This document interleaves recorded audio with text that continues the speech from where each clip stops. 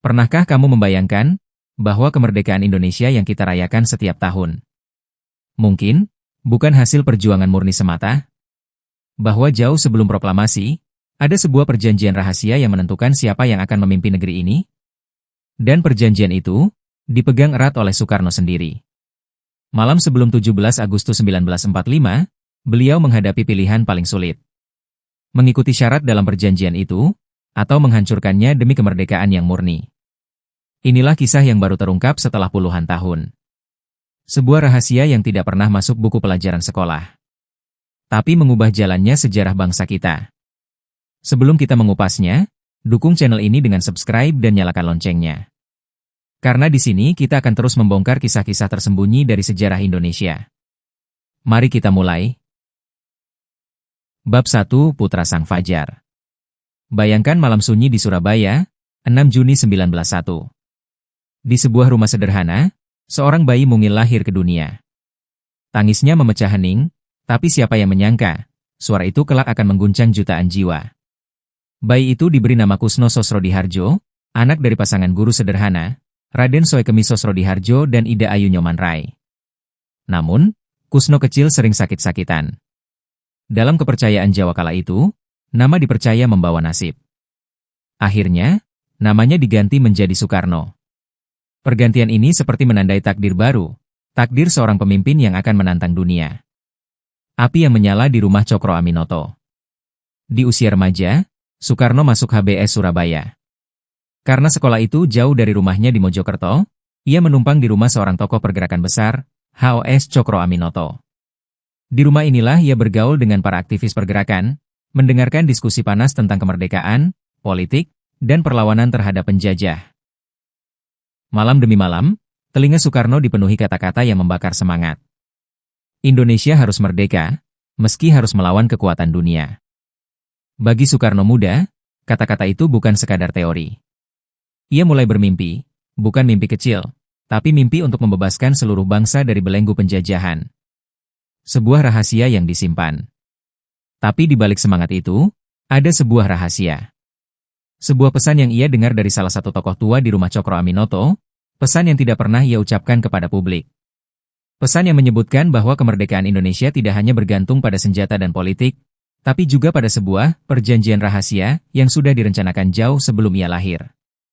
Apa isi perjanjian itu? Siapa yang membuatnya? Dan mengapa Soekarno memilih menyimpannya selama hidupnya?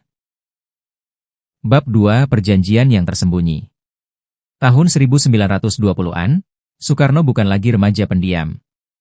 Ia sudah menjadi pemuda penuh gairah perjuangan. Kuliah di Teknik Hogeschool Bandung, sekarang ITB, memberinya gelar insinyur, tapi di luar kampus, ia sibuk mengatur pergerakan bawah tanah. Bersama kawan-kawannya, ia membentuk Partai Nasional Indonesia, PNI, partai yang terang-terangan menuntut kemerdekaan total. Namun, semakin keras ia bersuara, semakin besar pula tekanan yang datang.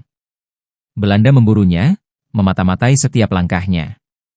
Di tengah situasi mencekam inilah, Soekarno bertemu dengan seseorang yang akan mengubah cara pandangnya. Pertemuan di tengah malam. Suatu malam, di sebuah rumah tua di pinggiran Bandung, Soekarno diperkenalkan kepada seorang lelaki tua misterius. Lelaki itu mengaku sebagai bekas diplomat Hindia Belanda yang membelot. Ia membawa map kulit lusuh, berisi dokumen-dokumen yang katanya tidak boleh jatuh ke tangan pemerintah kolonial. Di dalam map itu, ada salinan sebuah perjanjian rahasia yang dibuat jauh sebelum Soekarno lahir, antara beberapa bangsawan Jawa, tokoh perlawanan, dan pihak asing.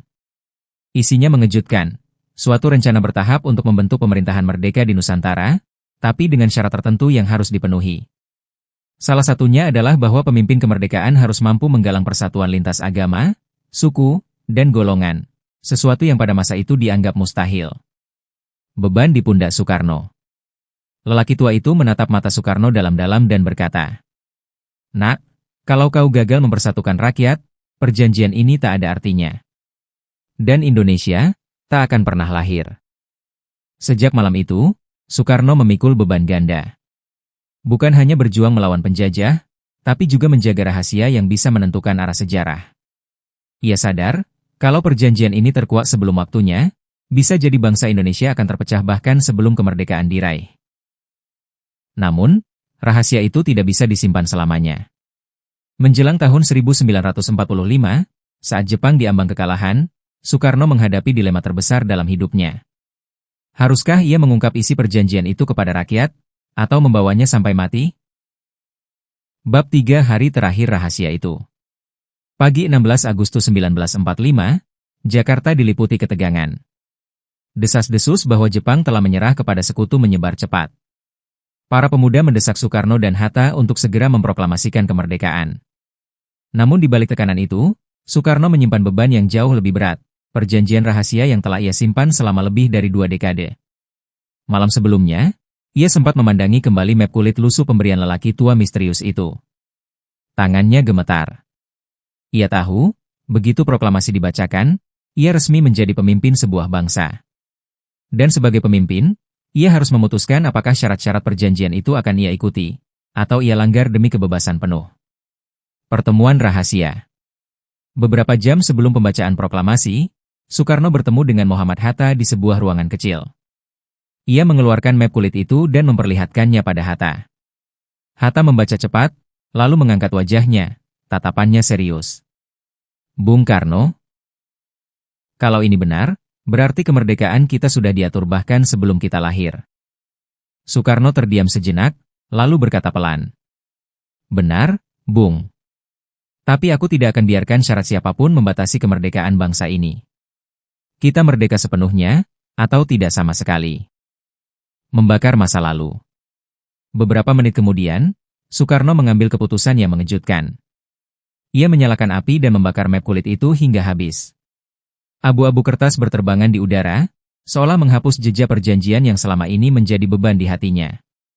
Biar sejarah berjalan tanpa ikatan, gumamnya. Keputusan itu berarti, rahasia tersebut terkubur bersama abu kertas, tak pernah tercatat dalam arsip resmi negara. Proklamasi dan warisan. Keesokan harinya, 17 Agustus 1945, Soekarno berdiri di hadapan rakyat. Suara mantapnya membacakan proklamasi, menandai lahirnya sebuah bangsa yang merdeka, tanpa kompromi, tanpa syarat tersembunyi. Puluhan tahun kemudian, kisah tentang perjanjian rahasia itu baru muncul kembali dari catatan pribadi seorang saksi yang masih hidup. Namun isi lengkapnya tetap menjadi misteri yang tak terpecahkan hingga kini. Bagi sebagian orang, keputusan Soekarno membakarnya adalah bentuk pengkhianatan pada sejarah. Bagi yang lain, itulah langkah berani seorang pemimpin yang ingin kemerdekaan Indonesia murni, tanpa bayang-bayang asing. Dan mungkin, hanya Soekarno sendiri yang tahu seluruh kebenarannya. Bayangkan, jika malam itu Soekarno tidak membakar map kulit itu. Mungkin, sejarah Indonesia yang kita kenal hari ini akan sangat berbeda. Mungkin kemerdekaan kita memiliki tanda bintang kecil di ujungnya, sebuah syarat yang mengikat, dan kita tidak pernah benar-benar bebas. Tapi, Bung Karno memilih jalan yang berisiko, membuang masa lalu yang penuh intrik demi masa depan yang murni. Keputusan itu membuatnya bukan hanya seorang pemimpin, tapi penjaga kedaulatan bangsa. Kini, rahasia itu terkubur bersama beliau.